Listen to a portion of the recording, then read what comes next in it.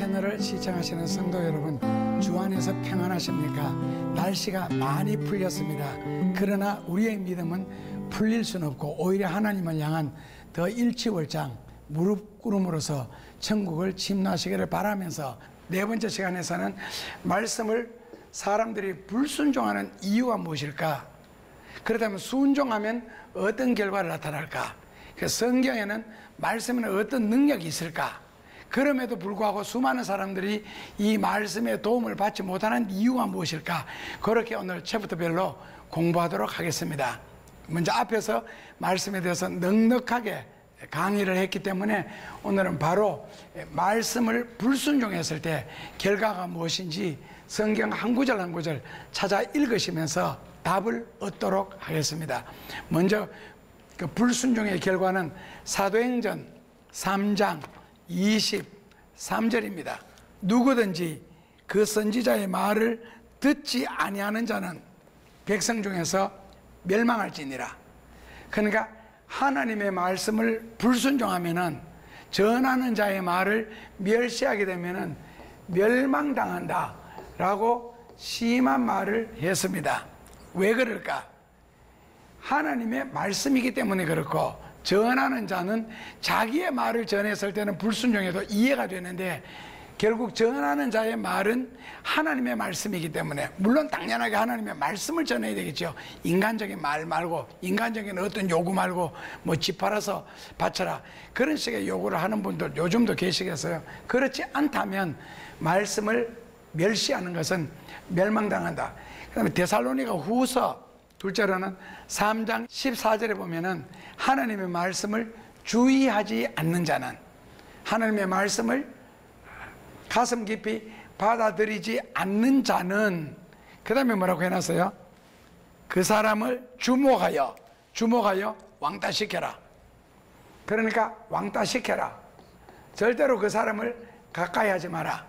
우리가 사람을 대하면은 어떤 사람은 만나고 나면 굉장히 은혜스럽고 헤어진 후에도 콧노래가 나오고 찬송이 나오고 기쁜데, 어떤 분을 만나고 헤어질 때는 굉장히 마음이 무겁고 부담스러운 경우 있고, 어떤 경우에는 생전 처음 만나는데도 호감이 가는 분이 계시는 반면에 어떤 분은 처음 보면서도 이상하게 싫어지고 멀어지고 가까이 가기 싫은 경우가 있습니다.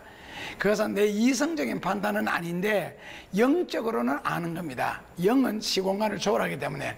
그래서 처음 만나는데도 이상하게 감정이나 기분이 안 좋거나 아니면은 가까이 하고 싶은 마음이 전혀 생기지 않을 때는 그렇게 하는 것이 맞습니다. 그럴 경우에 가까이 했다가는 반드시 봉변을 당하거나 큰 피해를 겪는 경우들도 있습니다. 다 그런 것은 아닙니다. 그래서 말씀을 따라 살지 않는 사람, 진리를 순종하지 않는 사람을 지목하여 사귀지도 말지니라. 절대로 가까이 하지 말라고 했습니다. 왜? 가정에, 안 그러면 가게에 그 직원 한 명이 들어와도 요셉 같은 직원이 들어와야 안 되겠어요? 창세기 39장 3절에 보면은 하나님은 요셉을 위하여 보디발의 들에 있는 채소 한 포기까지 다 축복하셔요.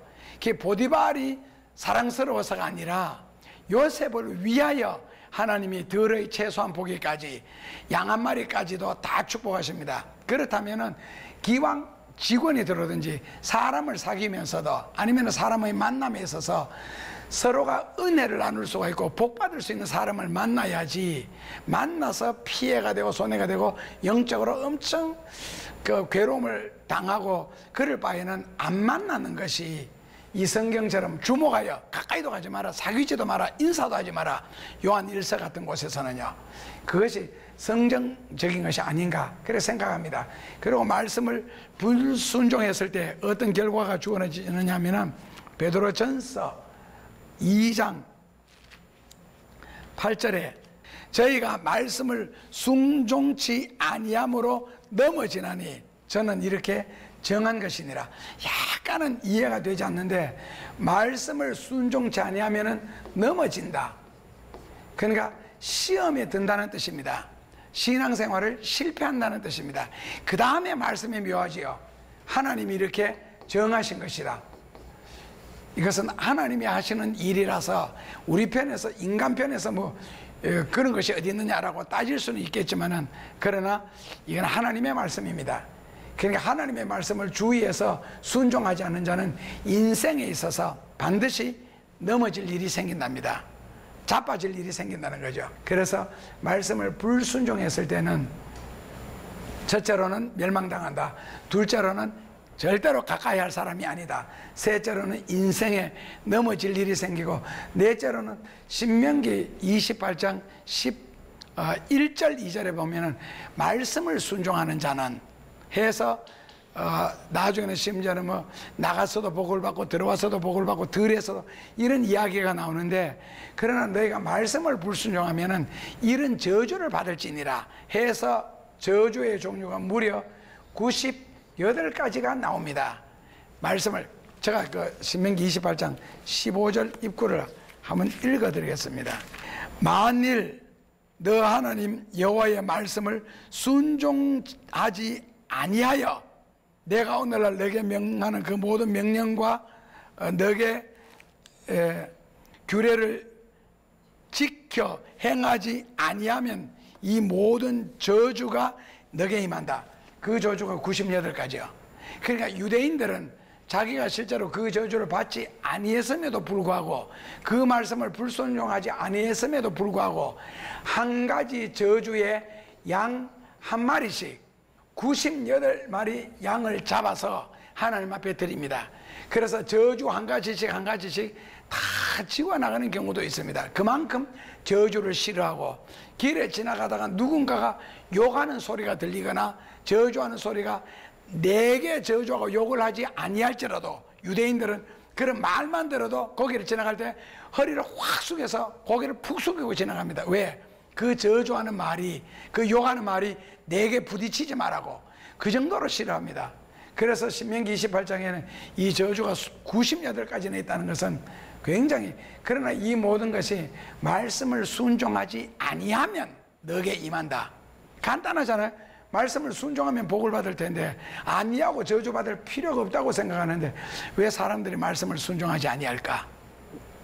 그 다음에 민수기 32장 11절, 애굽에서 나온 자들의 20세 이상으로는 한 사람도 내가 아브라함, 이삭, 야곱에게 맹세한 땅에 정령 보지 못하니 이는 그들이 나를 온전히 순종하지 아니하였음이니라. 그러니까 결국 하나님의 말씀을 순종치 아니한 애굽에서 나온, 우리가 약 300만 명이라고 잡습니다. 이 신학에서는 한 사람도 가나안에 들어가지 못하리라, 그렇게 나옵니다. 결국에는 말씀을 순종하지 않는다면요 복을 받지 못한다는 뜻입니다. 그 다음에 6번째로는 요한복음 12장 48절에 나를 저버리고 내 말을 받지 아니하는 자는 심판을 견디지 못하리라. 앞으로요, 심판을 견디지 못하리라. 그래서 결국 하나님의 말씀을 불순종함으로써 반드시 멸망한다. 아니면은 왕따를 시켜라. 아니면은 인생에 넘어질 일이 생길 것이다. 아니면은 98가지의 저주 중에서 일부를 받을 수 있다. 그리고 복을 받지 못하고 심판을 견디지 못하리라 라고 했습니다. 자, 그렇다면 제가 만약에 여러분들에게 질문을 던지기를, 신명기 8장 3절, 이걸 예수님이 마태복음 4장 4절에서 인용을 하셨는데요, 사람이 뭐라고요? 떡으로만 사는 것이 아니요 하나님의 입에서부터 나오는 말씀으로 산다 했을 때 질문할게요.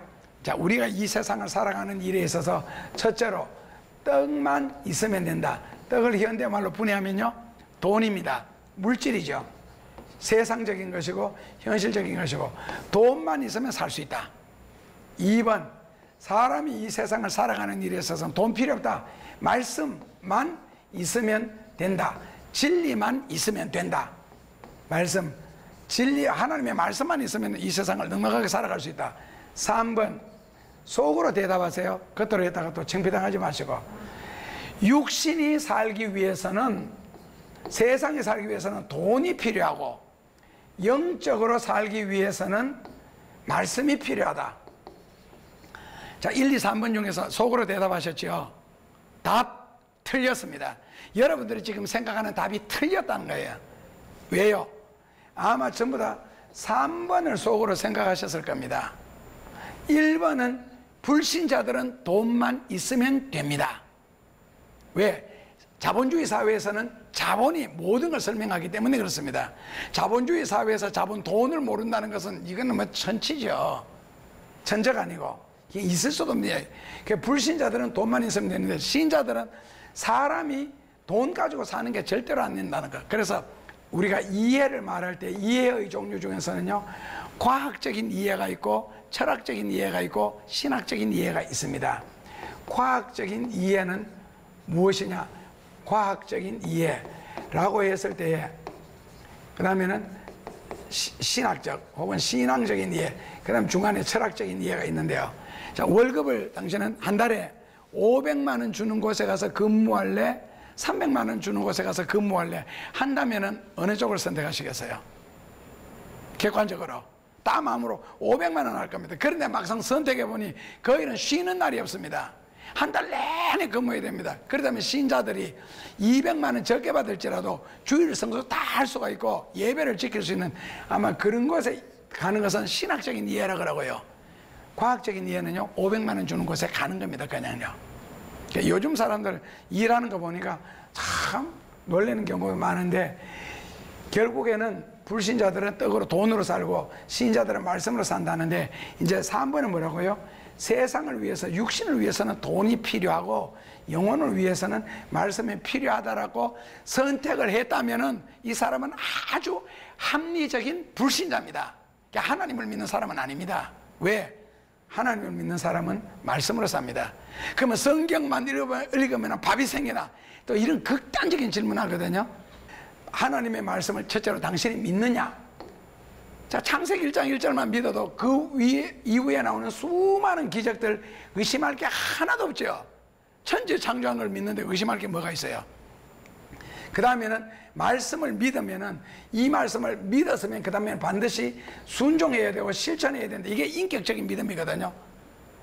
그러니까 한 번에 기차를 타고 가는데 청년들이 3명이 아마 선을 보러 다니는가 봐. 뭐 지금 56번째다라고 하면서 하는 말이, 한 청년이, 니는 숨쉬고 먹는 거 빼놓고는 네 입에서 나오는 말 다 거짓말 아이가. 내가 니를 친구로서는 믿는데 네가 하는 말은 하나도 못 믿겠다.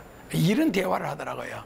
그렇다면 우리는 하나님을 믿는데, 하나님이 천지 창조하신 것도 믿고 말씀하신 것도 믿는데, 그러나 그분의 말씀은 내가 순종 못하겠다, 이거는요 안 믿는다는 뜻이죠.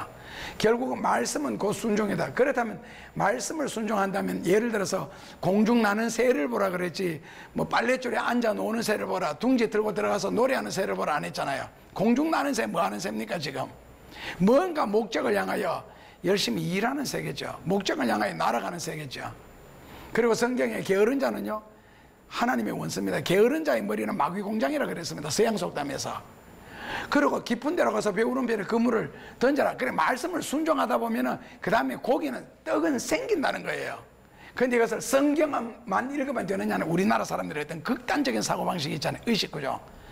그러니까 왜 그런 식으로 생겼느냐? 어렸을 때부터 세상을 알기 전에 성경을 가지고 내 머리가 세탁이 되어져야 되고 말씀이 채워져서 자연스럽게 말씀에 순종하도록, 마치 광야에서 태어난 어린아이나 애굽에서 나올 때 20세 이하 어린아이들은 처음부터 구름 기둥을 따라가는 게 당연하고 불 기둥을 따라가는 게 당연하고 멈추면 서는 것이 당연하고 말씀을 순종하는 것이 당연한데, 애굽에서 나온 사람들, 어른들은 잔머리를 굴리더라는 거예요. 그러니까 설교를 들으면서도 계속 딴 생각을 하거든요. 다른 것과 비교를 하고.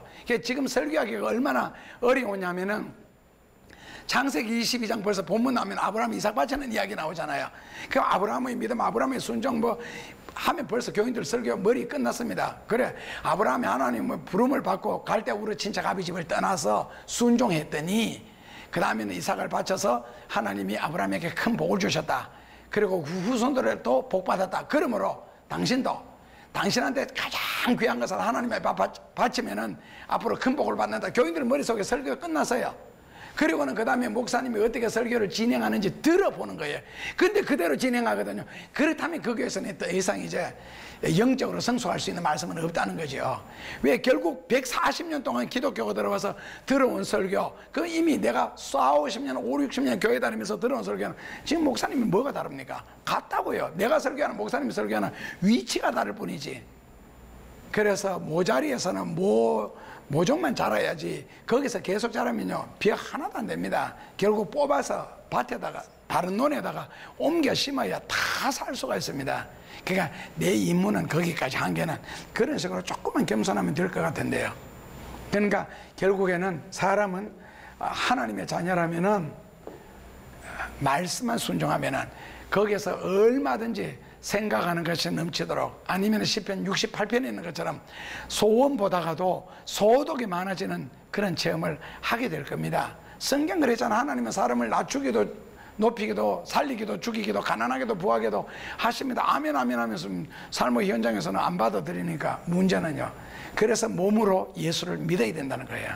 생활 속에서 예수님을 믿어야 되고, 그렇다면 하나님의 말씀을 순종하면 어떻게 했느냐 했을 때 당연한 결과가 나오겠지요.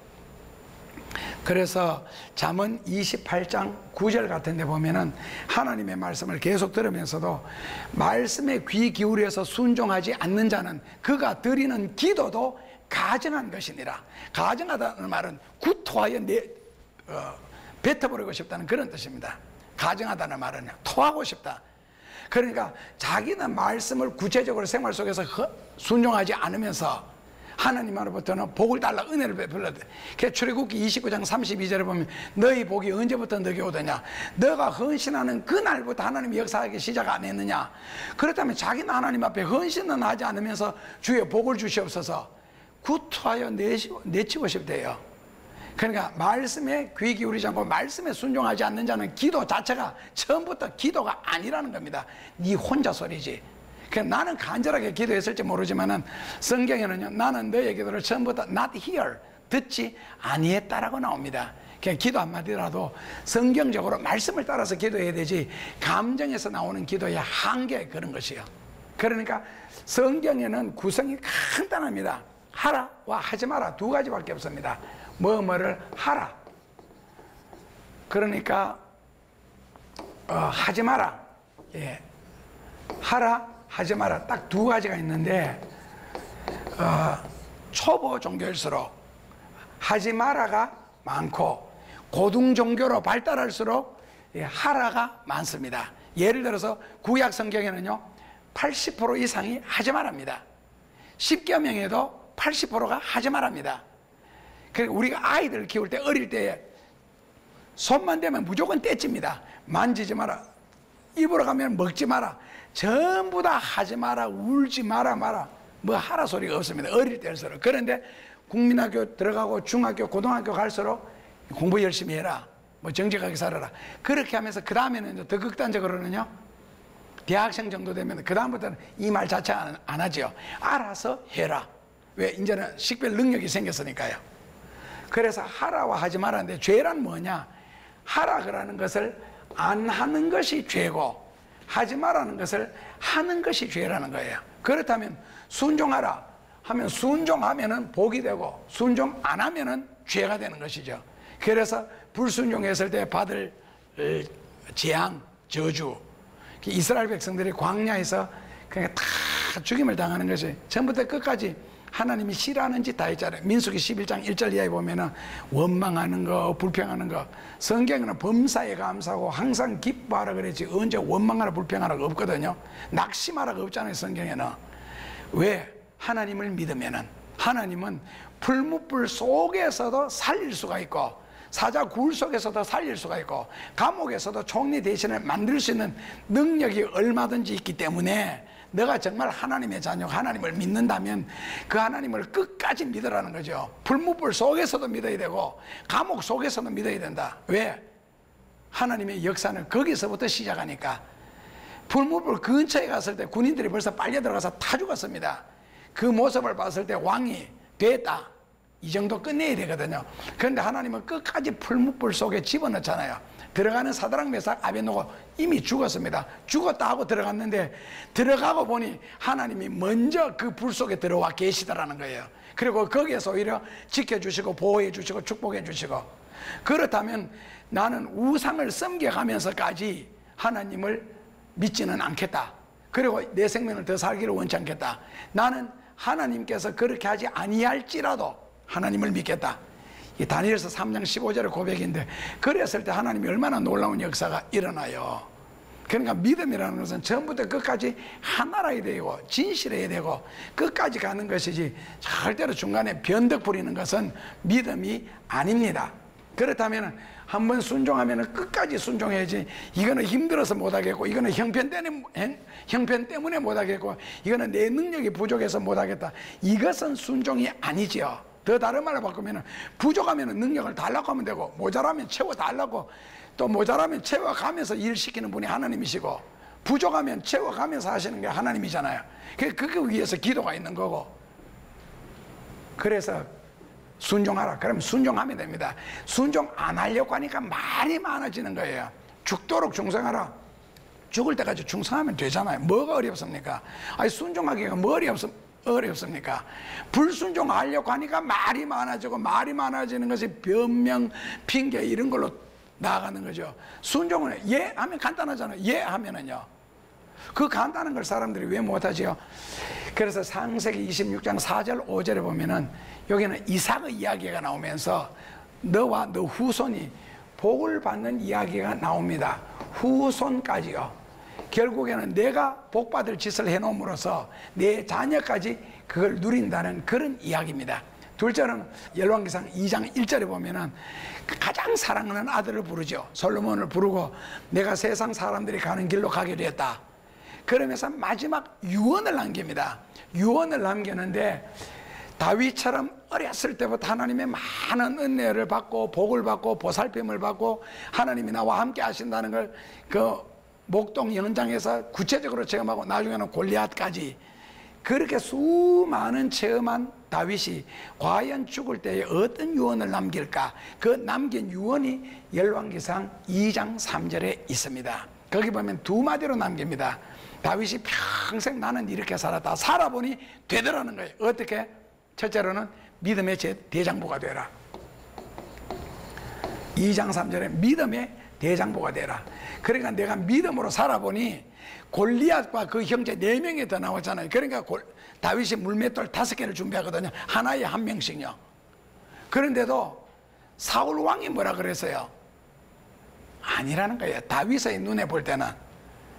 그리고 뭐 호랑이가 그때 있었는지 모르겠지만, 하여튼 야생 짐승들이 나타나서 양을 물고 갈 때에 그 따라가서 뭐 찢고 빼앗아 오는 경우 다 물맷돌로, 그러니까 결국 믿음으로 살아보니 사라지더라는 겁니다.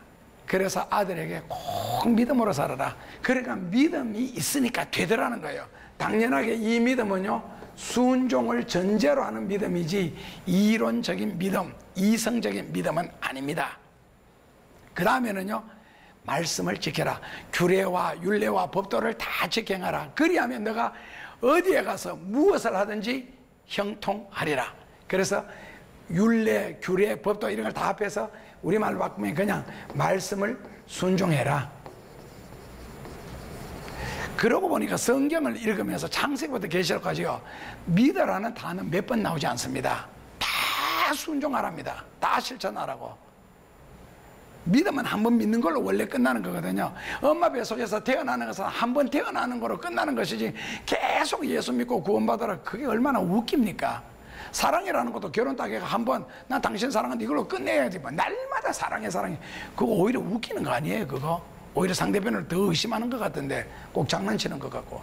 그래서 말씀을 순종하라. 그러니까 어떤 말씀이라고 따지지 마시고 그냥 은혜 받는 말씀, 깨닫는 말씀, 창세기부터 계시록까지 다 동시에 다, 뭐 지금 같으면은 예배드리니까 마음과 뜻과 정성을 모아서 예배드리는 일에 집중하면 되고, 또 찬송 부를 시간에는 찬송가를 간절한 마음으로 부르면 되고, 뜻을 생각하시면서, 여기서는 만입이 내게 있으면 그 입 다 가지고 내 구주 주시는 은총을 늘 찬송하겠네 해놓고는 금방 노래방에 가서 꽃피는 유달산의 봄이 왔다, 이런 짓 하지 말라는 거예요. 그러니까 뭐 아골골짝 빈들에도 복음 들고 가려다 그것도 막 박수 치면서 신나게 불러놓고는 앞집 사람도 전도 못하잖아요. 아니 자기 가족도 전도 못하잖아요. 그냥 찬송가를 즐기는 거예요. 그냥 그 시간에. 그렇다면 그건 진정한 찬송가 아니거든요. 하나님 아버지 우리 교회 빈자리가 많사오니 부흥시켜 주옵소서. 그리고 난 데는 주보 들고 전도하러도 안 나가면서 말로만. 그러니까 결국 삶이 따르지 않는 기도는요 다 성경에는 헛된 것이라 그랬습니다. 그래서 말씀을 구체적으로 순종해라. 어떤 구절을 깨닫든지 간에 그 말씀대로 실천하려고 노력하라. 그리하면 뭐라고요? 어디로 가든지 무엇을 하든지 너가 형통하리라. 어디로 가든지 무엇을 하든지 너가 형통하리라. 그 다음에는 출애굽기 19장 5절에서 6절에 너는 하나님의 소유가 되리라. 이거는 이런 말은 이 자본주의 사회에서 참 재미없지요. 내가 하나님의 자녀가 된다, 소유가 된다. 왜 재미없느냐? 가치관 때문에 그래요. 지금 가치관은 뭐예요? 건강한 거, 돈 잘 버는 거, 자식들 잘 되는 거. 대략 이 가치관이거든, 자본주의 사회에서는. 그러나 어느 순간 가치관이 전도될 날이 있을 거예요. 죄 용서가 얼마나 큰 축복이며 하나님을 믿었다는 게 얼마나 큰 은혜며 내가 하나님의 자녀가 되고 하나님의 소유가 됐다는 게 얼마나 놀라운 축복인지 가치관 전도될 날이 반드시 역사 속에 일어날 겁니다. 그래서 순종했을 때 하나님은 이거는 큰 선물로 너는 나의 소유가 되리라 이 말씀을 하셨고 신명기 28장 1, 2절에서는요 복을 받으리라가 나옵니다. 자, 그 다음에는요 하나님의 말씀의 능력이 무엇일까? 우리가 성경 하는데 이제 그 성경에는 말씀인데 그 말씀에는 그냥 그 말씀 존재 자체만 있으면 하나의 letters, 글자에 불과하거든요. 그런데 문학에는 종류가 두 가지가 있습니다. 첫째로는 지식의 문학이 있고요. 지식의 문학이 있고 둘째로는 능력의 문학이 있습니다. 한자로 쓰는데요. 문학에는 지식의 문학과 능력의 문학이 있는데 지식의 문학은 무엇이냐? 예를 들어서 뭐 구소련의 예수도는 지금도 같지만 모스크바다, 프랑스의 수도는 파리다, 영국의 수도는 런던이다, 축구는 11명이 뛴다. 그래서 어떻게 됐는데요? 그 아무것도 아니잖아요. 그걸 지식의 문학이라고 합니다. 그냥 지식 자체로 끝나는 거예요. 그런데 능력의 문학은 무엇이냐? 그대로 되는 겁니다. 그러니까 예를 들어서 그 누가복음 1장 37절에 대저 하나님의 모든 말씀은 능치 못하심이 없느니라. 그렇다면은 만약에 그 누가복음 6장 38절에 베풀어라 주라. 그리하면 내가 직접 너에게 주겠다. 이 세상의 모든 사람을 하나님의 능력으로는 잠언에 보면은 부유하게 할 수 있으나 이 세상에 가난한 자를 남겨놓으신 것은 부자로 하여금 구원을 얻을 기회를 주려 함이니라. 잠언이에요. 그래서 마태복음 19장에 보면 부자가 예수님께 와서 물었죠. 주여 내가 어떻게 하여야 영생을 얻으리까? 그러니까 예수님이 뭐라고 하셨어요? 재산을 팔아 가난한 사람에게 물려주거라. 그러면 하늘에서 가장 귀한 상급 구원이 너게 있으리라. 그러니까 이 돈 때문에 결국 근심하면서 가는 거거든요. 그러니까 결국 뭐냐면은 능력의 문학이라는 것은 말씀을 딱 했을 때 들은 걸로 끝나는 것이 아니라 삶의 현장에서 이루어지는 거예요. 그러니까 성경은 전형적인 능력의 문학입니다. 왜? 하나님의 말씀이고 성경은 하나님의 말씀이기 때문에 하나님이 책임지시는 것이죠.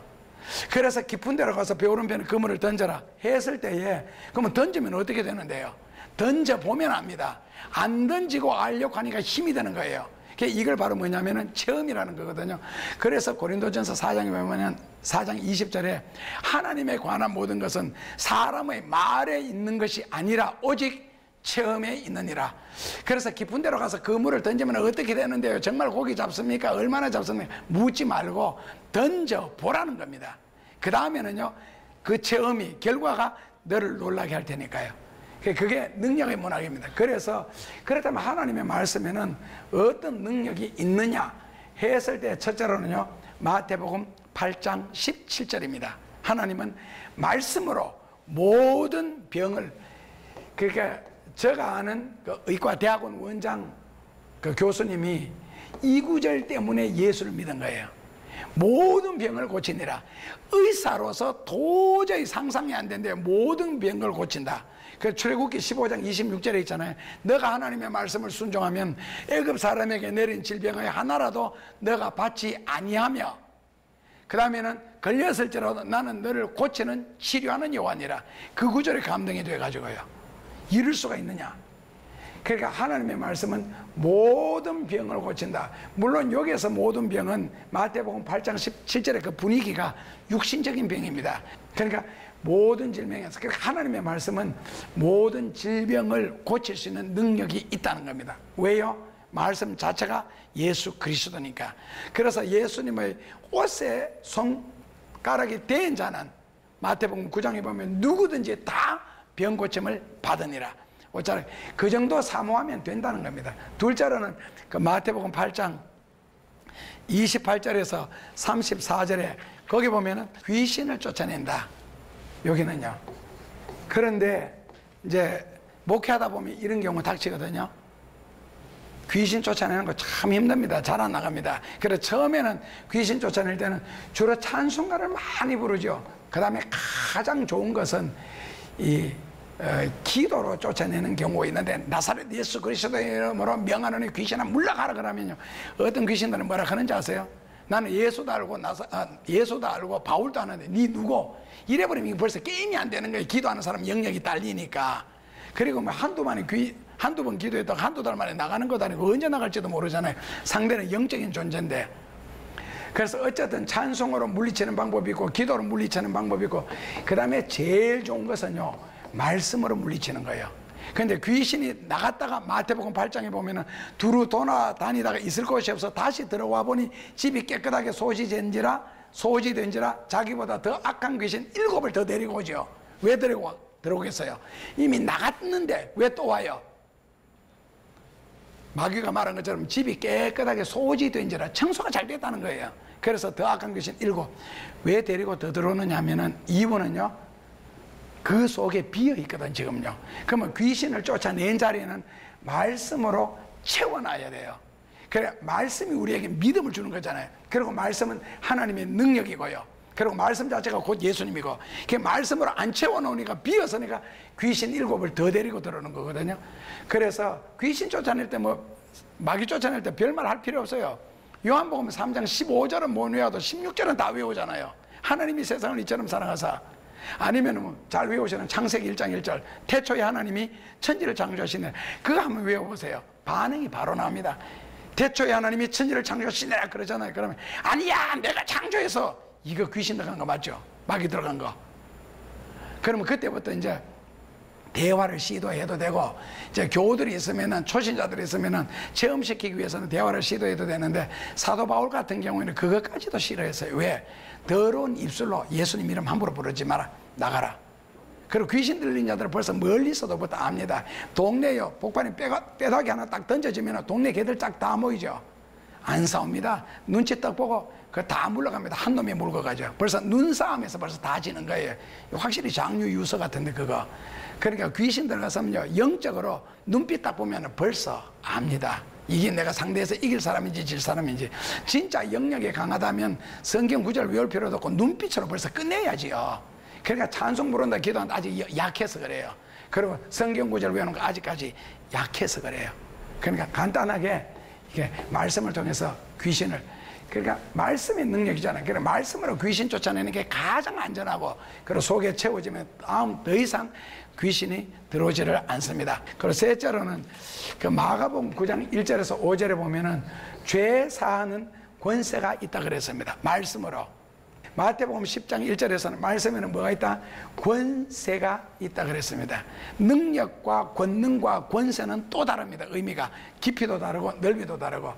그리고 마가복음 4장 35절에서 41절에 보면은 자연을 정복할 수 있는 능력이 있고, 그 다음에 마지막으로 시편 107편 20절에 보면은 말씀으로 모든 시인자들의 위경에서 건지시는도다.